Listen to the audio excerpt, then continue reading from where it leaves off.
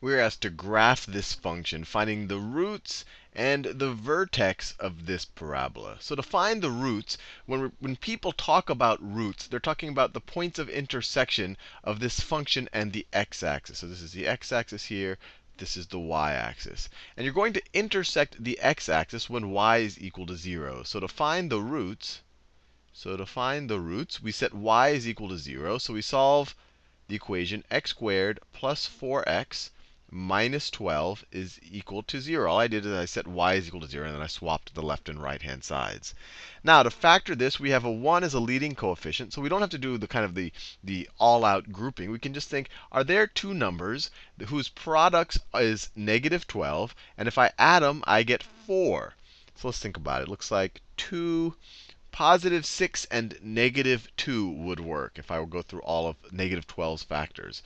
So this can be factored as x plus 6 times x minus 2. 6 minus 2 is 4. 6 times negative 2 is negative 12. So that's going to be equal to 0. And if we have two numbers, and if when you multiply them we equal 0, that means that either x plus 6 is equal to 0, or x minus 2 is equal to 0. Subtract 6 from both sides of this equation. You get x is equal to negative 6. Add 2 to both sides of this equation, and you get x is equal to 2.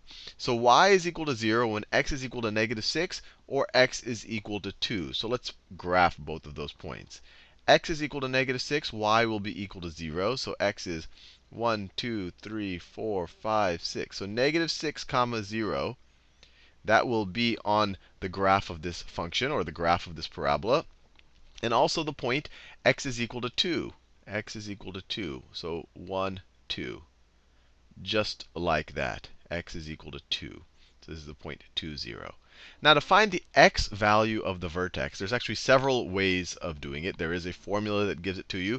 But actually the easiest way to figure it out is it's actually going to be the midpoint between the two zeros. If you already figured out the zeros, the x value where the vertex is going to lie, because the two zeros are always symmetric around the axis of symmetry, which is the same x value as the vertex, you could just find the midpoint of these 2 points, and that will be the x value of the vertex. So let's just do that. So if we take the midpoint, we can literally just average these two numbers. So negative 6 plus 2 over 2 is negative 4 over 2, which is equal to negative 2. So the vertex is x is equal to negative 2. And when x is equal to negative 2, what is y? Y, so this is x is the vertex, and then y will be equal to negative 2 squared is positive 4. 4 times negative 2 is negative 8. And then we have a minus 12 there. So 4 minus 8 gets us to negative 4 minus another 12 is negative 16. So the point negative 2, negative 16. So the point negative 2, negative 16 is going to be our vertex. So let me graph that. I think it's going to fall off of this graph a little bit. So negative 2, and then we're going to go 1, 2, 3, 4, 5, 6, 7, 8, 9, 10, 11, 12, 13, 14, 15, 16. So it's going to be right around here. We went off the graph paper. But negative 2, negative 2, negative 2, all the way down to negative 16. So that right there is the vertex. Negative 2, negative 16. All the way down here. We can lower the y-axis. And so if I were to graph the parabola, it would look something like this. It would look something like that. Just like that. And obviously, it would keep going.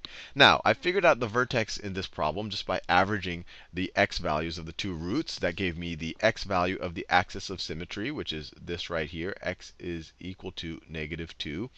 That's the axis around which the parabola is symmetric. The other way to figure out the x value of the vertex is to use the formula negative b over 2a. So you could also, the x value of the vertex is equal to negative b, negative 4 over 2 times a. A is 1, so over 2, which is also going to give you x is equal to negative 2. Now, the last way to solve for the vertex is to complete the square. On this parabola right here. So what we can do is we can rewrite it. We can say this is y is equal to x squared plus 4x I'm going to put the minus 12 out here. And what we want to do is add and subtract the same number so I can express this as a perfect square. So if I take half of 4x, or if I take half of 4, I get 2. If I square that, I can add a 4 here and then subtract a 4. And then what that does is it turns that into x plus 2 squared, right? X plus 2 squared is x squared plus 4x plus 4. We've seen that multiple times. So you have x plus 2 squared, and then you have the minus 4 minus 12 minus 16. So this is just another way of writing this exact same function. But when you write it this way, you see that the lowest point, this value, this part of the function right here, that part of the function is always positive. It's a quantity squared. The lowest value that it can be is 0, but then it can only go up from 0. So the lowest point, the lowest y value we can take on is when this value, this expression right here, is 0. And when that happens, the y value is negative 16. Now, what x makes this value 0? Well, x equals negative 2 will make this 0. If you wanted to say x plus 2 is equal to 0, this expression right here is going to be 0 when x plus 2 is equal to 0. Subtract 2 from both sides, x is equal to negative 2. So that's another way to find the vertex. All of them equally valid.